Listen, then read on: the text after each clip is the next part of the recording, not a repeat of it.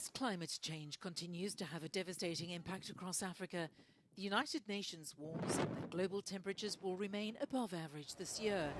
This despite the fact that the cooling La Niña phenomenon may return between September and December.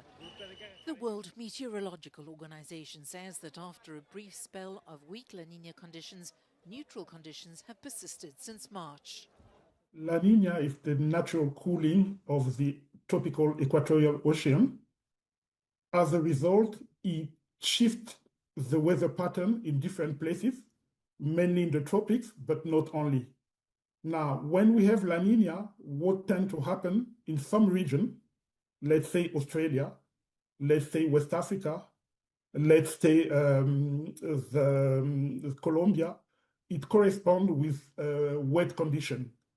In other places, like the southern part of the United States, it corresponds to a drought condition. He says a strong La Niña can bring big changes in temperature, wind patterns and rainfall, but that it's difficult to predict what strength it might be this year.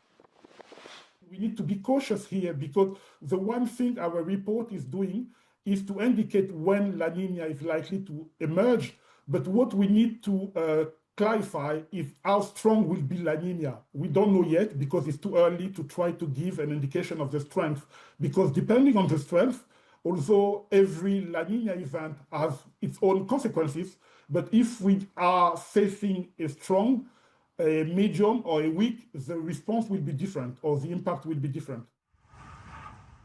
The WMO stresses, however, that the impact of La Niña is just one driver of global weather patterns.